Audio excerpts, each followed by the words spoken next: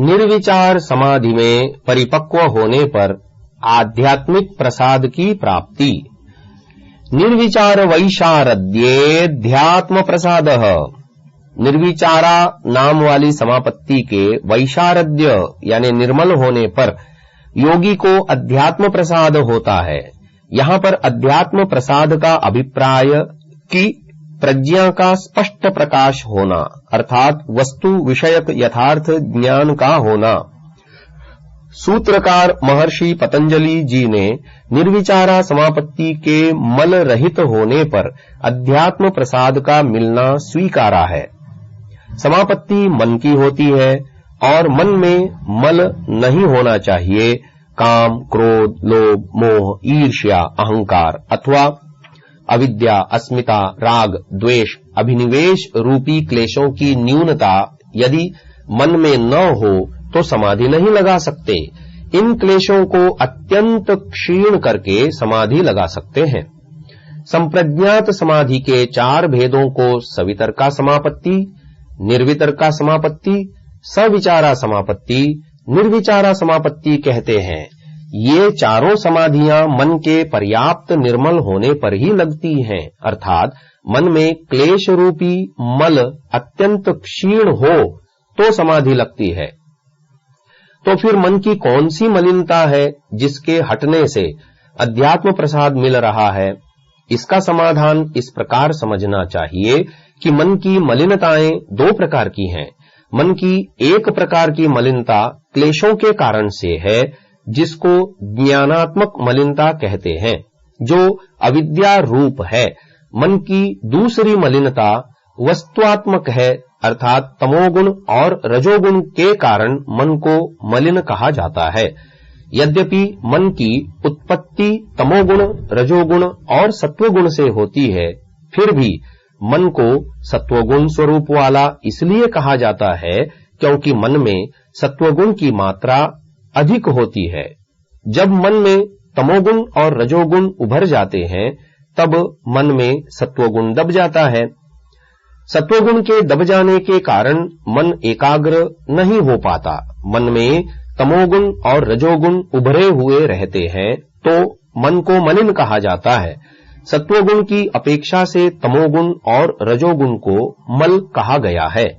योगी समाधि लगा लगाकर तमोगुण और रजोगुण को सर्वथा दबाए रखता है। जब मन पूर्ण रूप से सत्वगुण से ओतप्रोत रहता है, मन में लेश मात्र भी तमोगुण और रजोगुण उभरा न हो, तब मन में अध्यात्म प्रसाद उत्पन्न होता है, जिसकी चर्चा प्रस्तुत सूत्र में की जा रही है। महर्षि वेदव्यास जी मन की निर्मलता की चर्चा करते हुए लिखते हैं, अशुद्धि आवरण मलापेतस्य प्रकाशात्मनो बुद्धिसत्वस्य रजस्तमोभ्यां मनभिभूतः स्वच्छः स्थिति प्रवाहो वैशारद्यम। अर्थात तमोगुण और रजोगुण रूपी अशुद्धि सत्वगुण प्रधान मन को ढक देती है, जिससे मन एकाग्र नहीं हो पाता है। जब यही मल यानी तमोगुण और रजोगुण हट जाता है या दब जाता है, तब सत्वगुण स्वरूप वाला मन तमोगुण और रजोगुण से न दबता हुआ अपने निज रूप में अर्थात स्वच्छ यानी निर्मल होकर सतत उसी निर्मल अवस्था में बना रहता है। मन के सतत निर्मल अवस्था में बने रहने को स्वच्छ स्थिति प्रवाह और वैशारद्य शब्द से कहा जा रहा है। यदा निर्विचारस्य समाधेर वैशारद्यमिदं जायते तदा योगिनो भवत्यध्यात्म प्रसादः। अर्थात जब निर्विचारा समापत्ति नाम वाली समाधि में मन की निर्मलता होती है, तब योगी को अध्यात्म प्रसाद प्राप्त होता है। अध्यात्म प्रसाद किसे कहते हैं? अर्थात अध्यात्म प्रसाद का क्या अर्थ है? अध्यात्म प्रसाद का अभिप्राय क्या समझना चाहिए? इन सभी प्रश्नों का समाधान स्वयं महर्षि वेदव्यास जी करते हैं।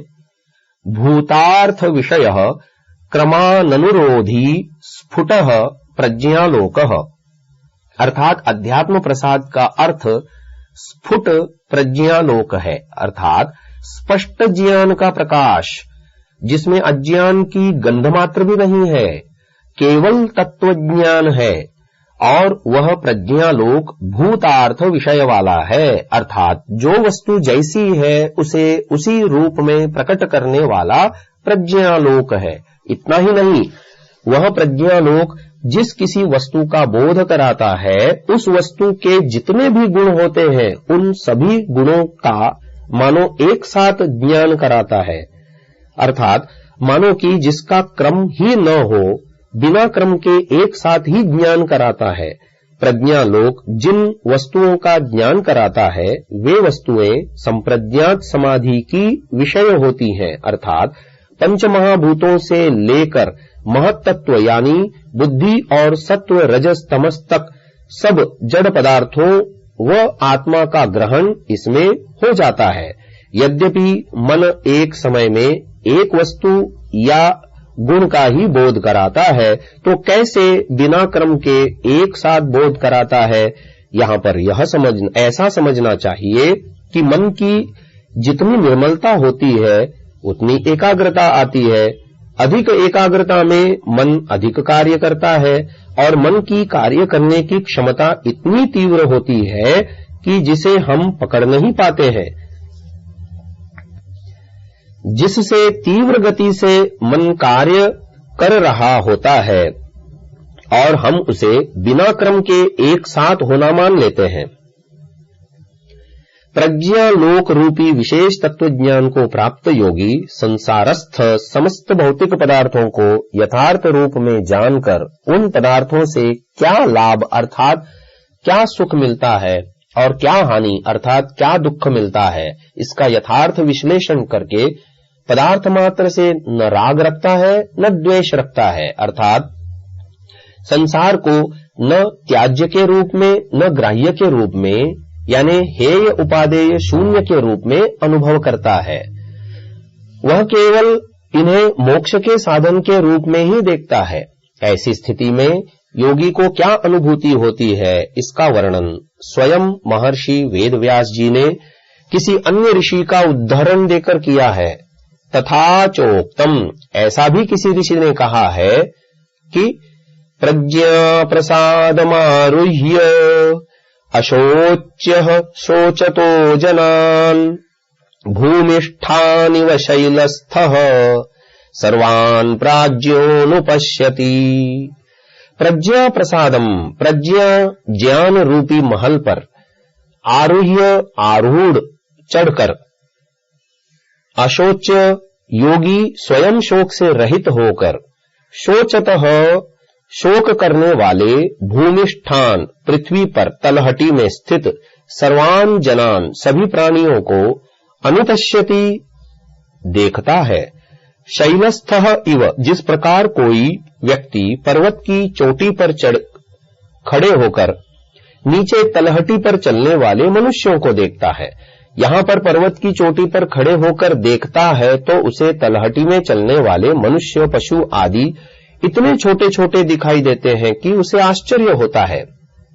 ठीक इसी प्रकार योगी को भी अनुभव होता है कि मैं तो इतनी ऊंचाई पर हूं, अर्थात तत्वज्ञान से ओतप्रोत हूं, और बाकी जनता अविद्या में आकंठ डूबी है। शोक से ग्रस्त यह जनता कब विवेक को प्राप्त करेगी? हे परमेश्वर, इस शोकग्रस्त जनता पर दया करो, जिससे ये भी मेरी ही तरह शोक रहित हो सके।